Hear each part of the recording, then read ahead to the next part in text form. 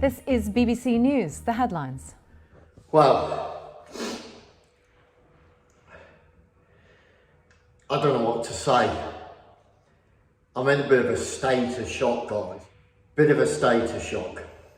So, I've just had a work colleague phone me up and he's just told me that his boss, who we won't mention for legal reasons, has decided to stop him his whole week's wages, which was £1,000.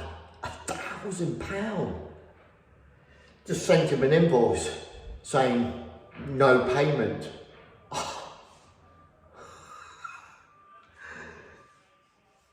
I mean, can you imagine the state of shock that that particular painter has had to endure? Bearing in mind, he's got wife and kids to support, bills to pay, mortgage, expenses for work the following week. I mean, let's face it, his missus won't be able to buy a new handbag or start up her hobby of beekeeping. You know what I mean? She must have been gutted, absolutely gutted. You know who you are. So yeah, £1,000. Sent him a invoice. Yeah, you book your money in, don't you? And then they send you like a, I don't know what they call it, like an invoice saying, oh, this is how much you're going to get paid this week. But it says no payment due, i.e. £1,000 with a red cross through it. So, needless to say, he rang me up and he says, I'm going to go down, I'm going to trim the cunt, I'm going to knock him out. He's bang out of order. So basically what it was on this particular building site, and he'd done about 17 plots or something. And he phoned up the gaffer, he says, oh, I won't be in this week. He says, I'm not feeling too good, I don't know what's wrong, something wrong with me. Don't really got flu or COVID or what, but he says, oh, to the gaffer, he won't be in. So, this is the problem. When even if you're ill or you want to jump ship, you've got to do it in such a way to try and avoid them stopping you some money. Now, yeah, you can understand them trying to stop you a day's money or something, but even that's bad enough, isn't it? That's bad enough, just a day. Not to mention a whole week's money. But he done need 17 plots, and the excuse of that particular person was, oh no, I'd send snaggers in to go all through your plots. And he says, well, you've not even snagged them yet, money's there for the snagging, why are you stopping me £1,000 for? And he comes up and rabbles on about some poxy excuses, and yeah, tried to stop him £1,000. I think he went down today and, you know, probably with a baseball bat on his passenger seat chair and crossbow or something, you know what I mean? Probably going to like pull an end to him. But I think he sorted it out and got them to negotiate on just one day. Yeah, so I think he basically got it down to about a day's money, 150, 160 quid. But he shouldn't have been stopped that really. There's just no need for it. But this is what happens when these bosses start getting short of work, because 90% or 95% of the work is for just one builder. When they put themselves in a corner with just one builder, and something happens like A slow down or something, the gaffers start to get a bit leery with the money and try and stop your stuff. But I mean, personally, I don't know how to sleep at night. Well, saying that, it's probably all the £50 notes in the pillowcase that they've robbed off the blokes. They've just got no conscience. They really have got no conscience and no morals, some of these people. They really haven't. They don't, and all they do is look after the idiots and treat the main production guys like shit. I mean, these snaggers go in these plots to snag and they've got to justify the days, isn't they? So just send pictures of everything to the bosses and say, yeah, it's bad shit, I'm going to be in here a week or 3 days or something, and take the piss. That's what they do. And the gaffers believe them. That's the problem. They believe these snaggers. I did it for 6 odd months.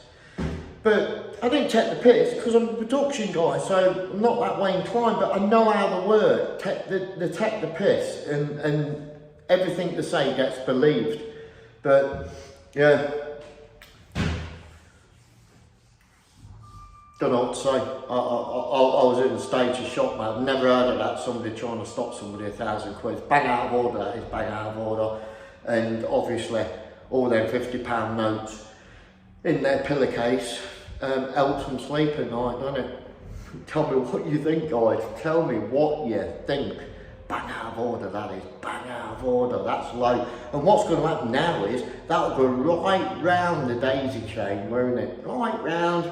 And blokes are going to go, ooh, don't think I can work for this guy anymore, you know what I mean? Or I'm not going to go and work for that guy. That episode will be round to every painter in Leicestershire before tea break. It'll be right round. That bloke will just end up not being able to get any more painters because there'll be threat to work for him. Like, comes up towards Christmas, we'll end up getting stock money and shit. He could have shot himself in the foot there, and all he's got to do is look after the production guys, because they're the ones that pay for all the snaggers, pay for the vans, and pay for everybody in the office. It's people like me that pay for that by doing these plots. But they don't learn, do they? They just don't learn. They just keep looking after the shit and fucking the production guys over all the time, and we're the ones that keep the boat afloat.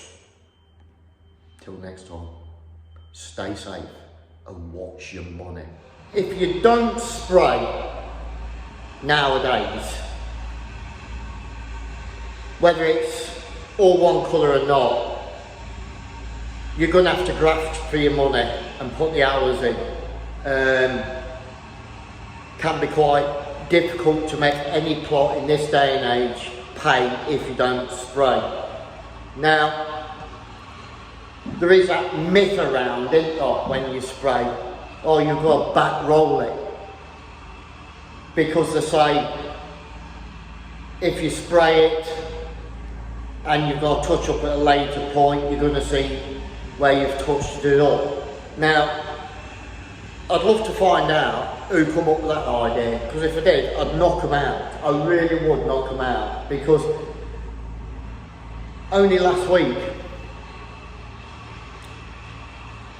I went into a plot to get some water, and in the hallway, the whole plot had been brush and rolled, and in the hallway it had been touched up, and you could see everything where they touched up, and that was with brush and roller finish.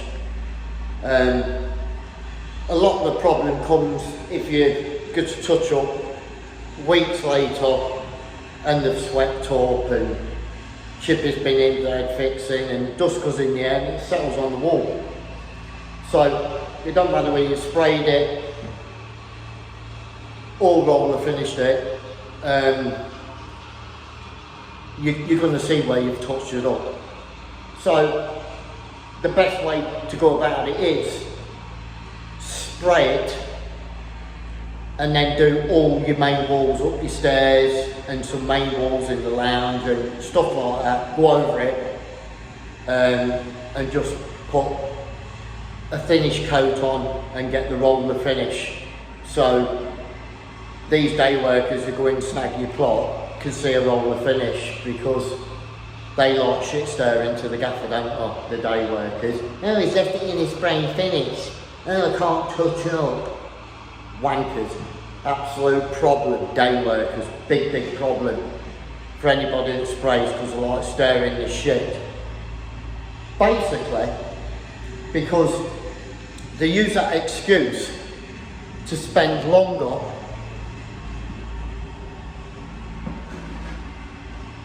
in the plot.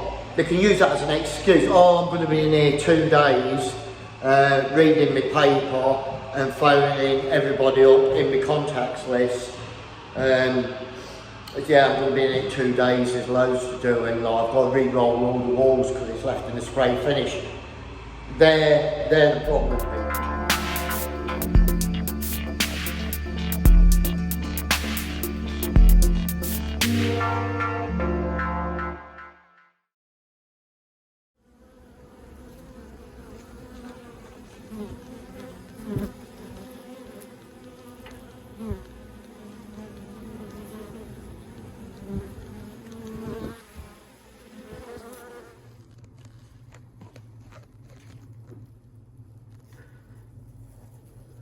There you go.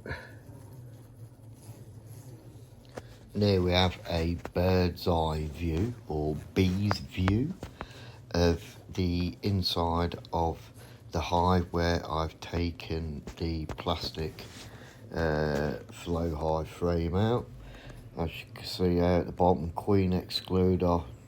Amazing how they build extra cone here, there and everywhere. Hello, my darling. But yeah, that's what it looks like while my frame's in the kitchen extracting the honey. As you can see, I've got nearly a full litre of honey still coming out.